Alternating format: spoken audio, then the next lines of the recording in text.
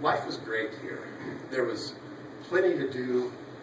He liked everybody in town. He knew Dad was funny because it was kind of a challenge. He knew everybody's phone number in the phone book. Raton's phone book isn't very big, but he knew everybody's phone book. We were a family that were blessed. You know, I read somewhere that and I don't know who this quote's from, but it's, money gets in the way of the things you really wanted to do. And it just didn't get in our way. We were one of the first, we went to Disneyland the year after it opened. We were, I think, the first family in Raton to have a color TV, and we had a couple of them. You know, we just didn't miss out on anything. Our Christmases, our birthdays, everything were a big, huge event.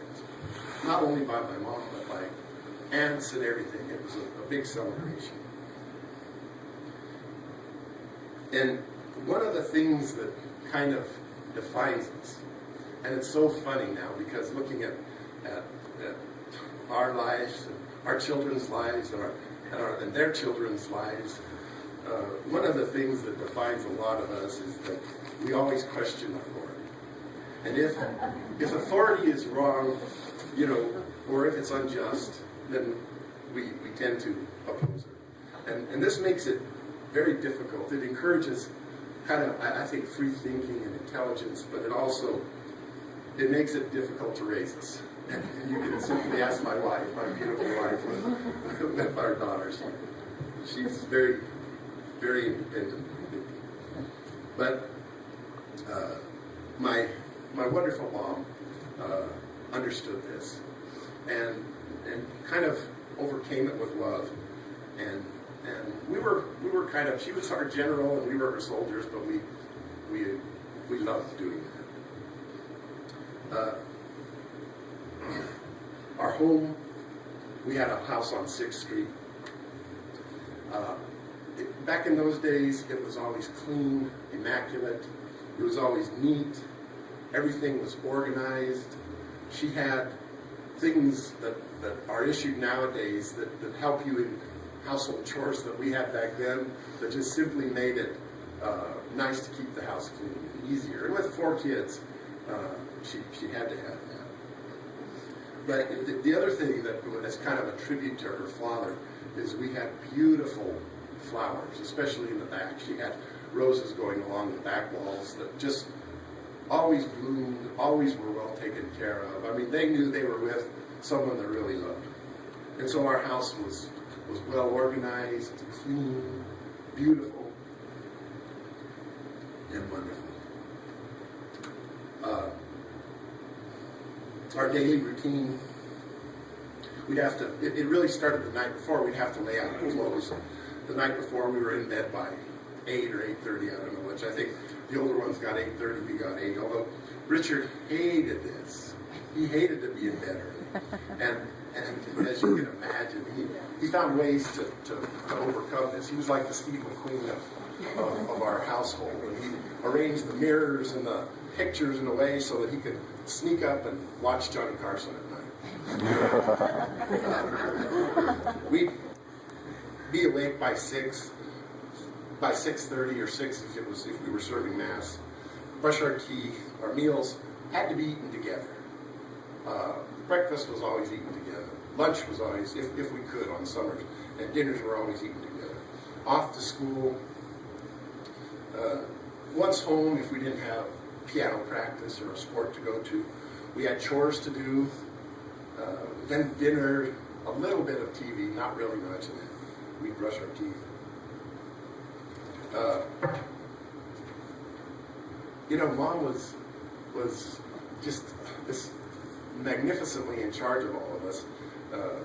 These 5 children, I'm including my father, and these 5 creative, defiant children. She just, we learned to not only embrace her organization and structure, but really love it.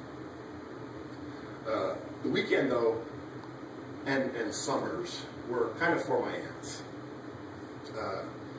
Our aunts, I remember the first movie I went to, my Aunt Lila took me to see Snow White and the 7 Dwarfs. We'd go to them, and it was such an event. We'd pack a lunch, we'd we'd sneak in with sandwiches and popcorn and Cokes. We had a cabin in Ute Park that we'd go to, and we'd go on picnics and go walking, and we'd go fishing there, and it was just such a wonderful existence. And then all of them, really, especially my Aunt Lila, but all of them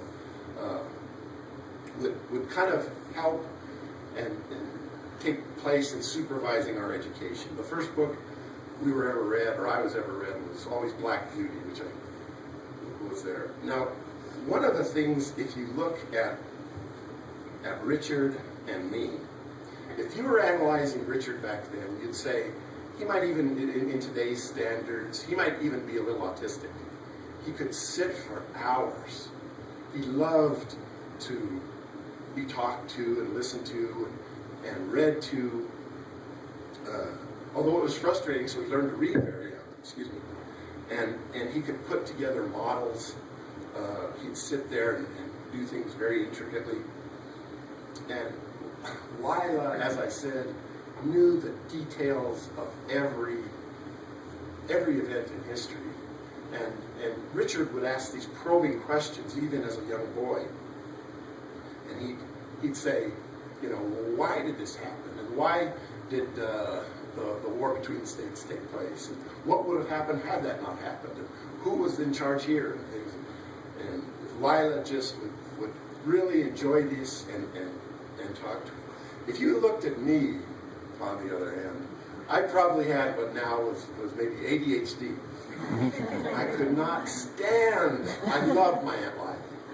She was gentle and sweet and always exciting, and would sit down and open the Black Beauty and say, Doug, I'm going to read you this wonderful story written by this girl that you just never believe. And she'd start to read it to me, and I'd say, God, finish. I want to go outside and play. I couldn't stand it. Richard's models, I'd destroy them.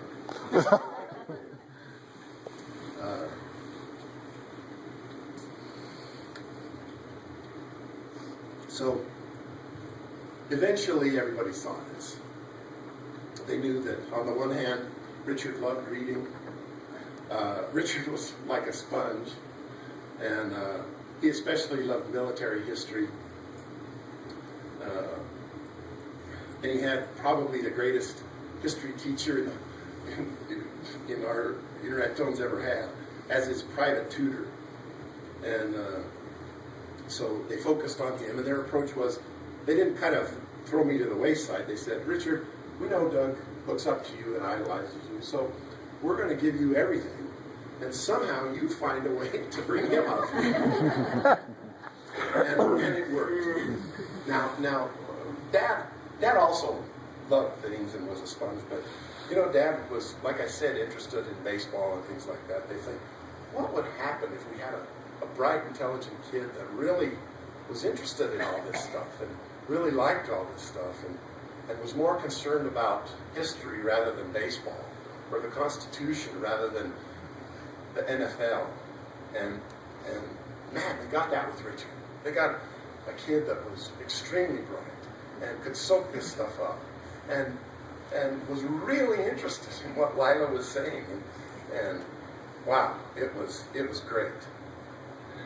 So this is kind of the life we had. And then, as we all know, Mom died, 1959. Richard was 9. And this, everybody knows this too, kind of led to a life of depression for Richard. I mean, he had lost not only his mother, but he had really a special relationship with our mom. We have an old photograph of him kissing her, and he was just always so happy to see her. This was the person, and you know, there wasn't anything weird about it, but this was the person he knew was the great love of his life. There's never, he knew, we all almost knew, there was never going to be anyone in his life that he would love as much as our mom. And he also knew, oh my God, the things I'm really weak in, she corrected. I mean, she brought me up, and I listened to her talking how to love. So I was a better man with her, and I'm not as good a man. The years after my mom died actually are a little fuzzy to me, to tell you the truth, but I do remember a few things. One, we kind of tried to keep things normal, and our house looked fairly normal, but there was a huge sign of the things, pretty much all the roses and everything died. I remember everyone thinking, how the heck did she take care of all this? Not only us, but the gardens and everything. And that was always a mystery. But Dad and his sisters got together, and they decided, they had an idea, and they said, well, look, let's keep life as normal as we can for these kids. My aunts didn't have any children. They hadn't married, so and they loved us. Each one of us had a special aunt, but they loved us all. So they said, let's do this.